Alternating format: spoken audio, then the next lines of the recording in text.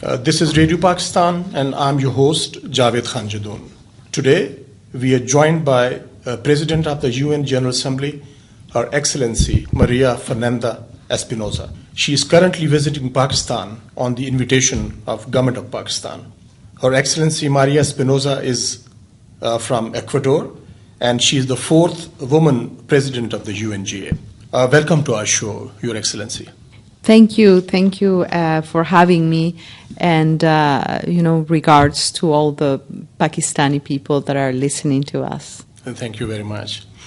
Maria Fernanda Espinosa, my first question is about the role of the UNGA in the world peace and security, and how successful this platform has been in addressing many issues like conflicts in the Middle East, in Afghanistan, and the other hotspots.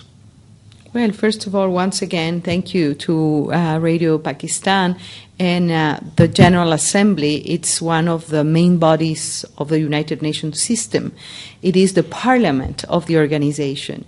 It is the organ that represents all 193 states. It is the norm-setting body of the organization, but also the norm-setting and policy-setting body for international law.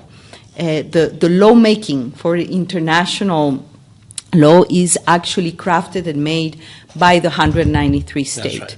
It is also the most democratic body because every state, either it be, small or big, a nuclear power or not a nuclear power, we are equally represented. We sit in the same seat, we have the same microphone to speak, and we have the same button to vote. Absolutely.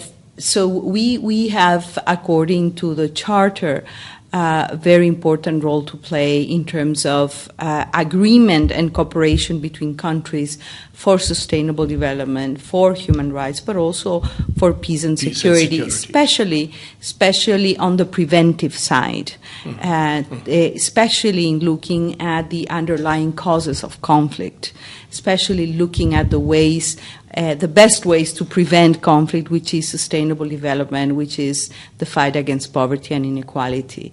The House, for example, for the Sustainable Development Goals, that is called also the 2030 Agenda, is the General Assembly, and that's the venue, and the Economic and Social Council, where countries come, they report back on the progress made on the 17 Sustainable Development Goals that were adopted by member states in 2015. So I think that we are doing our job. We can always do better. I am very much committed to making the work of the General Assembly more efficient and more relevant and closer to the people we serve. Excellency, when we talk about development and we talk about socio-economic uplift of the peoples around the globe, conflict resolution becomes imperative. Without conflict resolution, you can't translate the dream of global development and progress. And when we talk about conflict in our own region, the unresolved Kashmir dispute is a festering wound, and Kashmir is a nuclear flashpoint as well. And UN Security Council resolutions are there to allow the people of occupied Kashmir, or rather Kashmir, to exercise the right to self-determination.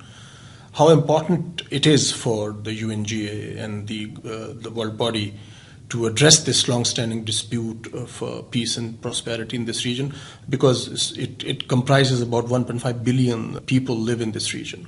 Well, this is an issue where I think that every member state of the organization is aware of a very difficult situation, long-standing conflict. General Assembly and the UN in general calls for peaceful solutions of any conflict around the world, calls for dialogue, calls for a solution that would benefit the people that suffer from these conflicts at the end of the day.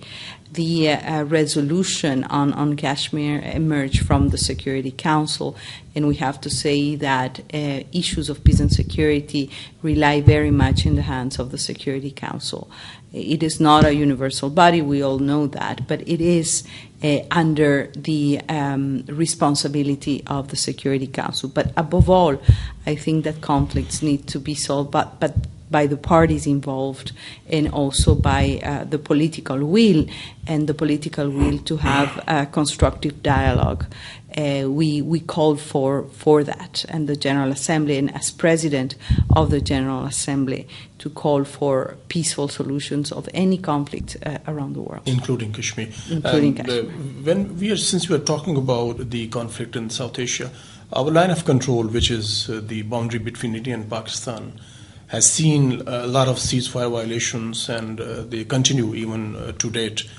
Don't you think, Your Excellency, that continuous tensions on the borders between India and Pakistan and the line of control can lead to much larger conflagration? And I think it is the responsibility of the global community, since you had a body which is represented by 193 countries. How important it is for the UN and for the influential world community to interfere and to bring about a sobering effect. The agenda of the General Assembly is an agenda that is set by the member states. I think that any issue should be brought up by a group of countries or a country in particular, and should go through a process to be included in the agenda of the General Assembly. And of course, the United Nations in general, and in particular the General Assembly, it's worried and concerned about any conflict around the world that might, affect the well-being of people, the right to development, the right to have a peaceful life, a prosperous life. And we obviously care about particular situations around the world in general. Our role is to work on prevention, on sustaining peace, on development, especially on the norm setting part of it. And we are, of course, following with great attention to any of the hotspots in terms of conflicts, especially areas where as mentioned, the people and the rights to development and a peaceful life can be affected. Since a universal economic agenda is one of the most important pillars of the UNGA, there is a growing gap between the developed and the developing nations. How you can address that? I mean, when the leaders get together, they do debate, but when they leave the United Nations building, once again, it's the same old story. Since you're a very visionary woman, I have gone through your profile, and it's a daunting challenge for you. And I think that's a debating platform, but I think it should lead to resolution of different issues as well. Well, we live in a world of paradox, I would say, because we do have the knowledge, we have the technology, we have the wealth that we need to combat, to eradicate poverty around the world. But yet we are not able to actually do it. We have a surplus in the production of food, but still we have people dying of hunger. We do have, the capacity of really having healthy societies, combat, for example, the preventable illnesses. And yet we do not act because we don't have a proper universal health coverage services in place. And I say this is a paradox. Why is it that we are not able to do things the way they should be done? And it is a combination sometimes of political will. It is a mismatch in time, because political time is different than the social time, and the economic cycles as well. Sometimes politicians, and I include myself on that list, we have very short-term vision. We say, well, we were elected, and then it's like a personal project, but we do not see, midterm and long-term processes to just take a country out of poverty. And the tools are there, but we are not able for strong affirmative action policies to fight poverty, but above all to fight inequality, because there is a lot of wealth. There is rich people out there in the world. Yes. And we see that 1% of the population own, I don't recall the exact figure, but if I'm not mistaken, it's more than 1% owning 80% of the wealth. So this is really, the issue is not a lack of resources. Yes. Yeah, it is inequality, lack of wise policies of redistribution. And this is not magic. It's proper fiscal measures, for example. Yes. It's tax-paying, very clear tax-paying mechanisms. It's redistribution. It is shock decisions in terms of, for example, what Pakistan is doing with the BISP program. Cash transfers, but cash transfers that have a chapter 2 in terms of sustainability, in terms of connecting the disenfranchised people, especially women, connect them into the real economy with small businesses, with opportunities, education, health. These are the fundamentals. And we are able to deliver on those fundamental rights, because the right to a quality education is a human right. It's a fundamental human right. The right to proper health care, it's a right. The other issue is women empowerment. These are not just nice words. If you want a prosperous country, a prosperous planet, you cannot leave 50% of the population behind. And if you see, for example, the salary gap between men and women around the world, the amount it's unbelievable.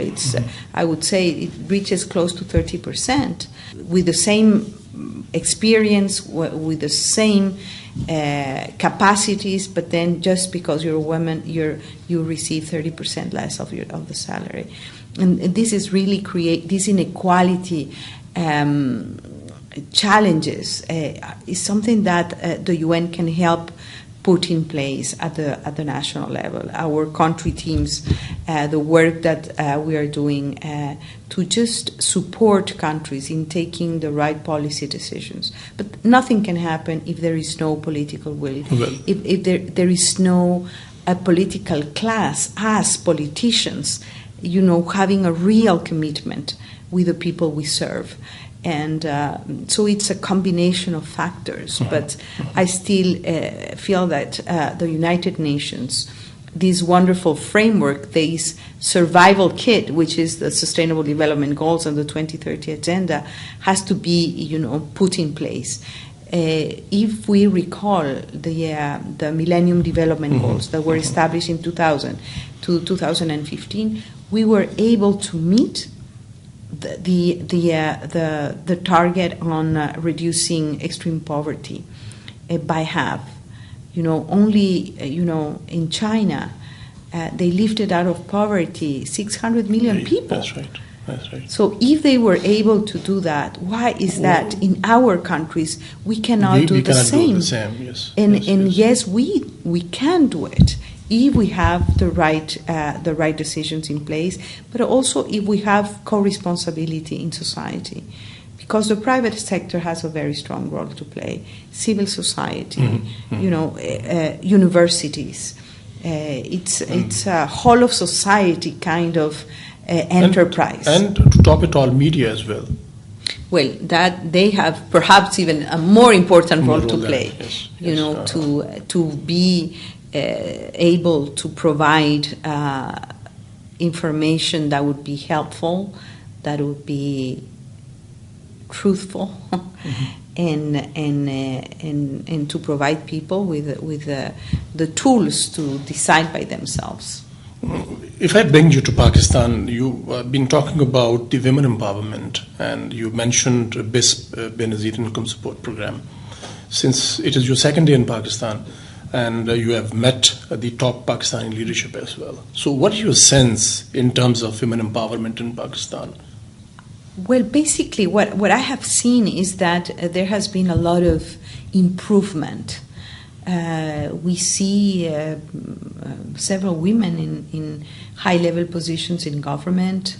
We see a very important number of women parliamentarians. Mm-hmm. We see strong voices in public opinion from women. My experience being the president of the General Assembly in New York is seeing the Pakistani ambassador, Ambassador Lodi, has been one of the strongest voices in New York. She's a great advocate for Pakistan and for the Pakistani agenda on sustainable development.